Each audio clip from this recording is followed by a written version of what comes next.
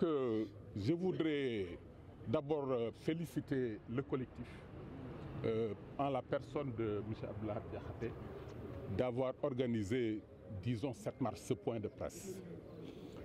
Le problème a été campé. Il s'agit de faire en sorte que l'autopont différé qui est là derrière nous soit réalisé dans les meilleurs délais. Pourquoi? Parce qu'en fait, le fait d'avoir fermé cette voie a eu des conséquences incommensurables sur la vie des populations de cette zone. Et même au-delà, parce que quand même c'est tout Rufisque qui pâtit de la fermeture de cette voie. Parce que vous n'ignorez pas que Rufisque n'a actuellement 2 voies de passage entre l'ouest et l'est. Il s'agit donc de la voie de Colobane et du tunnel de l'imprimante nationale. Ce qui impacte fortement l'économie de cette zone-là. Il y a eu beaucoup de garages de mécaniques qui ont fermé, il y a eu beaucoup de restaurants qui ont fermé, il y a eu beaucoup de pharmacies et officines qui ont fermé. Pourquoi? Parce qu'en fait, cette zone est considérée comme morte du fait de la fermeture de cette voie.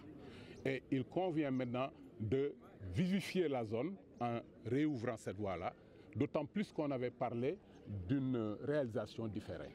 Il est temps qu'on rouvre cette voie.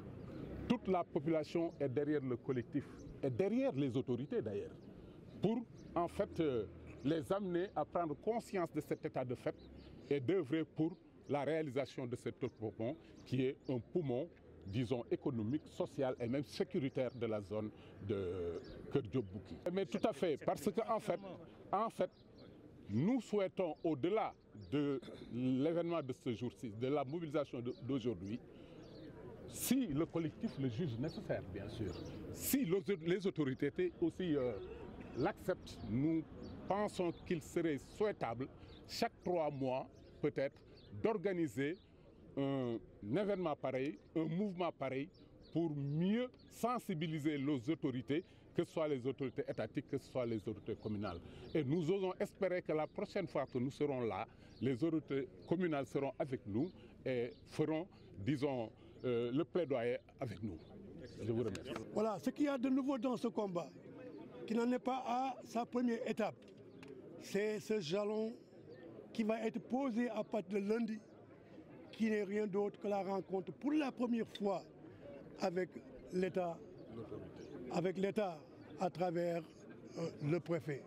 Nous osons espérer que le préfet sera très attentif à ce que ce collectif lui apporte pour qu'une solution soit trouvée. On est dans une nouvelle ère, tout le monde est d'accord.